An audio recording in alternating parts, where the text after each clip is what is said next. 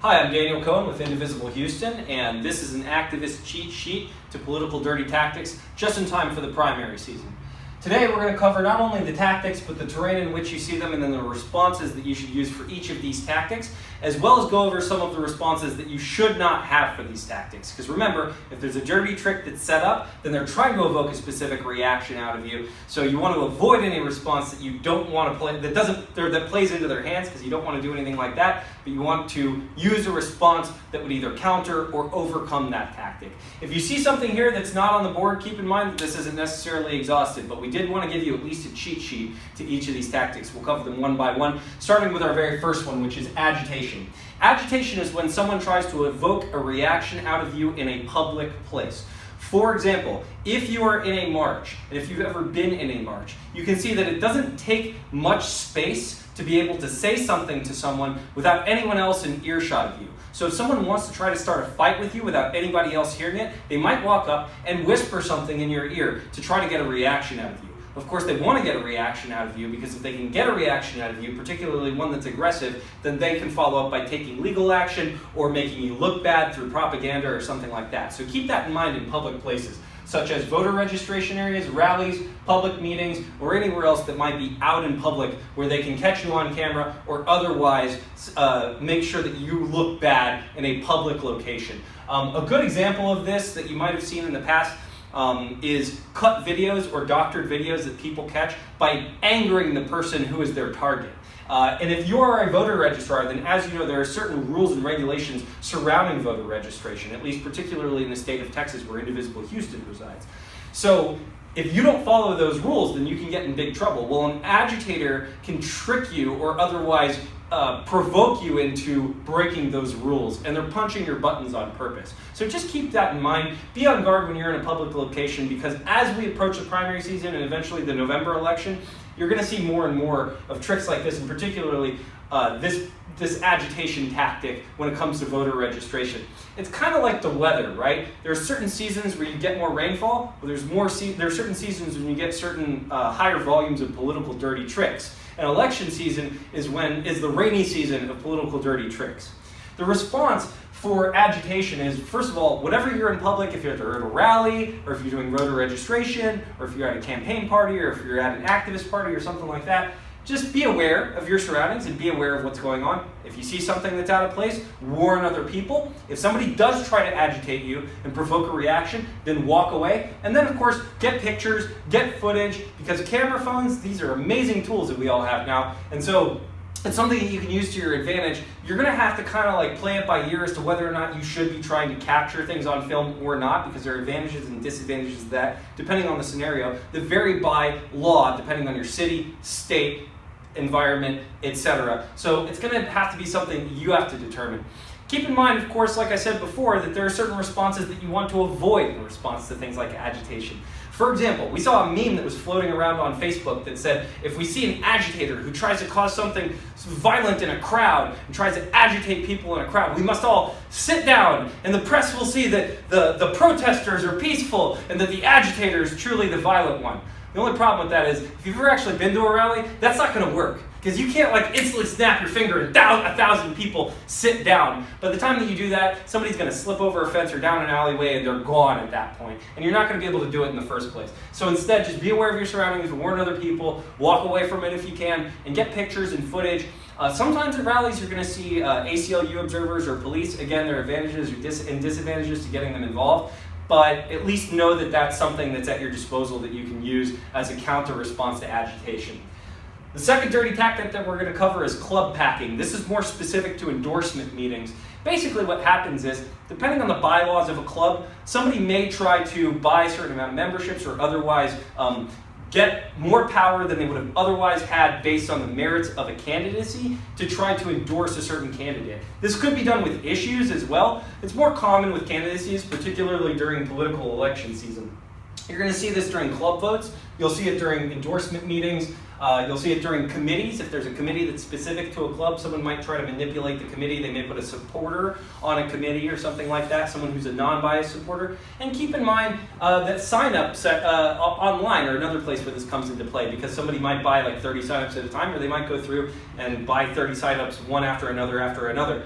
Some clubs don't mind this that much, and in fact see it as just supporting the club. Other clubs mind it a bit more. This could come down on the head of a candidate, and a candidate, of course, is a type of activist because running for office does make you a kind of activist. But either way, you should kind of keep it in mind, because if you're a voter, then you want to know kind of what led to an endorsement. Keep in mind we are neither indicting or supporting the different ways that clubs decide to endorse people or not, but club packing can be a bit of a dirty trick. So we went ahead and included it in this. Now, if you run a club, or if you've started a club, and you want to make sure that your endorsement process is clean, then think through the rules of your endorsement process and make sure to create fair play rules. Anything that you can do that keeps club packing from happening, if you don't want it to happen, then go ahead and put those rules in place and analyze that with your leadership committee and think it through and think how you can prevent it from happening. Also, knowing Robert's Rules of Order can come in handy in general, but particularly in the endorsement process if somebody's trying to manipulate an endorsement. Inform the public after an endorsement session if you thought that the endorsement wasn't fair. Feel free to talk to other people. You're a voter.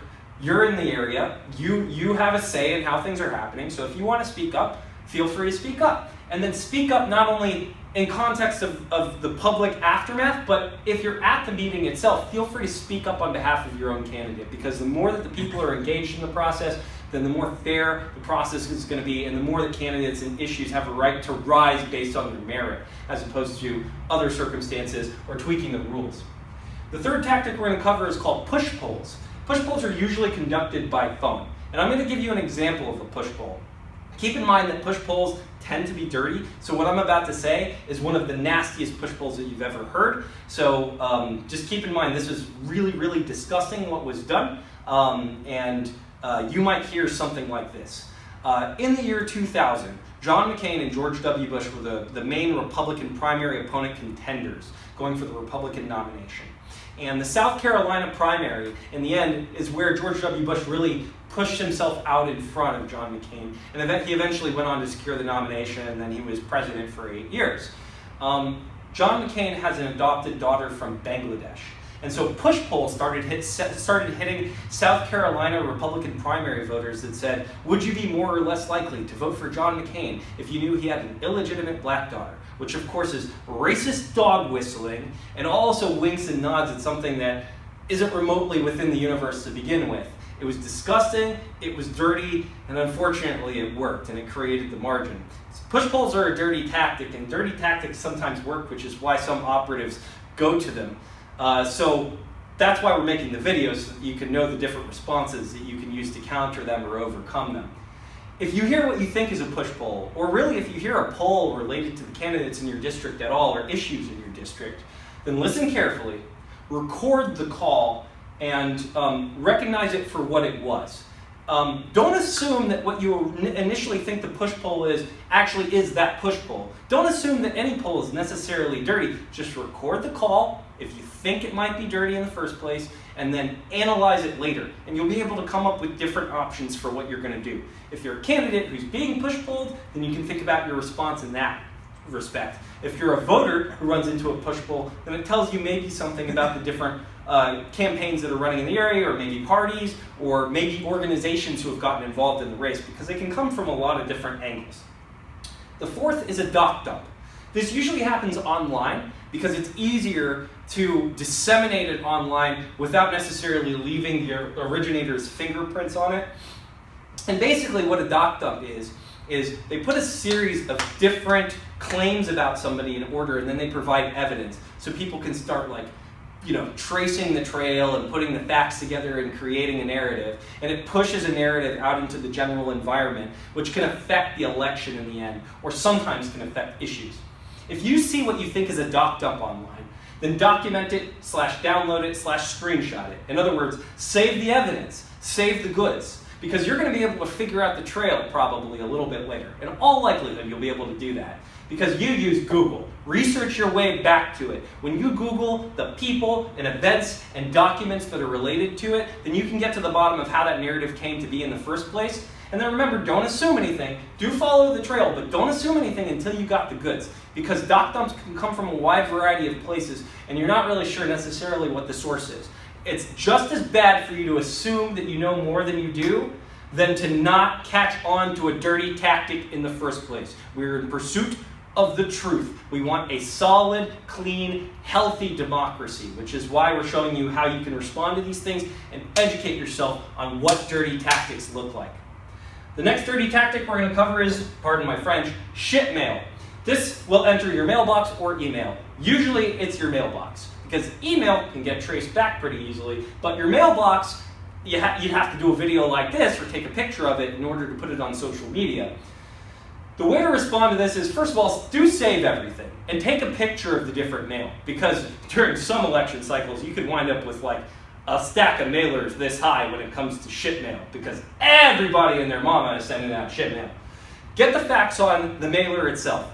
Is it accurate or not, and which parts of it are accurate or not? Remember, a lie gets halfway around the world before the truth has a chance to put its pants on, so you want to figure out which part of the claims are true and which part of the claims are false. And after that, spread the word. If there's an organization that's doing something like this, then put the word out there. A lot of times you'll see this in the form of something called astroturfing, which is a lot like it sounds like. It's not organic grass or an organic movement, but it's astroturf. It's a fake movement to begin with. So for example, if it's like, voters for better conservation in the Texas territories or something like this, but they really are running campaigns to dump like toxic waste into the Rio Grande Valley, then they might send out a mailer that manipulates those facts. And that's where shit mail comes into place. We didn't put astroturf as a separate tactic here, but it does play into all these dirty tactics, because when someone misrepresents themselves, it can be done in any number of different ways. And these are the different ways you might see astroturf come to life. The next tactic is whispers/rumors. Now keep in mind that a whisper might be true. In other words, part of it is verifiable, but it's not giving you the full picture, whereas a rumor can't be verified in the first place. These pass through word of mouth, so if someone sits you down and talks to you, or if they chat at you, or if they maybe slide you an email or something like that, then you might be listening to a whisper or a rumor. Doesn't mean they're entirely false, just means that they might be hiding part of it, or it might not be verifiable. So consider the alternative to the whisper or rumor. Is there something that you're missing? Is there a piece of information or another piece of information that can complete the picture in a way that leads to a different outcome than the one that you have in mind? Think about the motive of the person who's whispering or starting the rumor or sending something to you. And then don't feed the beast. Don't just turn around and say, hey, I heard such and such was saying such and such about who's it what. Don't do that, because then you're just gossiping. You're feeding into the rumor mill. You're feeding into the whisper mill. Like anything else, assess the accuracy and the validity of what you're hearing and determine whether or not it's something that is worthy of consideration, and bear in mind all of the different motives that come with it. The next one, of course, is one you've probably heard of before. It's fake news.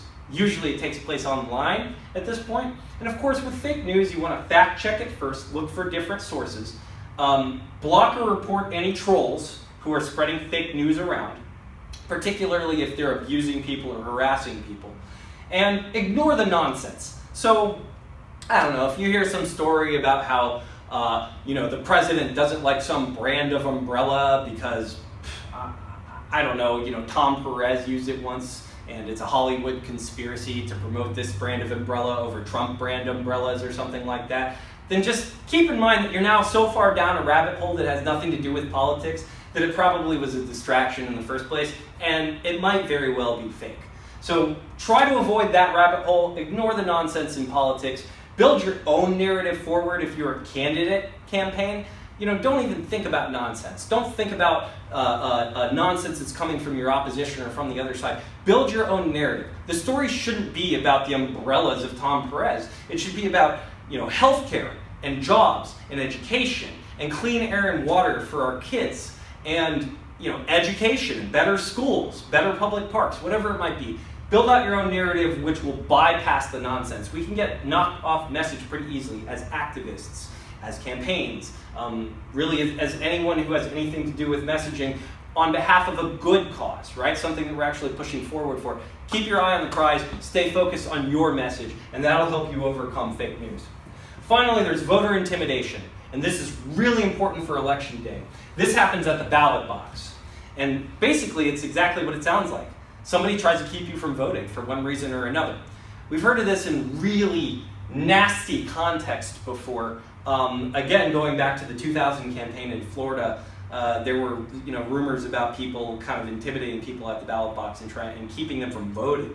But it might also come on the sly. Someone might just imply that you're not eligible to vote or otherwise engage in dirty tactics at the ballot box.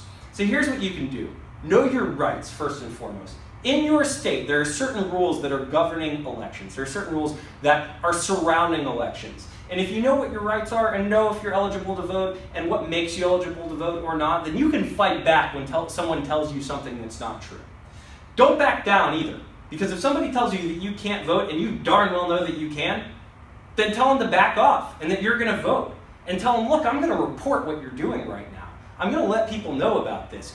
I'm not going to let you get away with this because you're hurting democracy. You should get out of my way, and you shouldn't stand between me and a ballot box. Because if I have to, as our crony Senator Ted Cruz puts it, crawl on glass to get to the ballot box, then I will.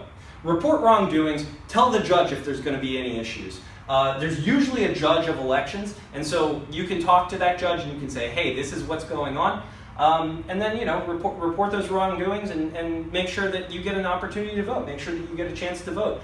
Usually, the judge at the ballot box, if they know that you're right, will allow you to go ahead and go into the ballot box and pull a lever at that point, and you'll overcome voter intimidation. Hopefully this helps you out in time for elections, but do keep in mind, like I said before, it's a matter of cyclical, almost weather-like instances. So you're going to see more of this during election season, but you might see it when it comes to issues and off-year elections, or you might see it for municipal elections when turnout is lower as well. There is no rule that political dirty tactics can't happen during a down election period. So keep your eyes open for it, and as you become more and more actively engaged, you'll be able to spot these tactics, you'll be able to respond, and you'll be able to better preserve democracy. If you like this video, if you like what Indivisible Houston is up to, please visit our website at indivisiblehouston.org. You can donate if you'd like to see more content like this, and if you have any questions, feel free to reach out. Engage, educate, resist.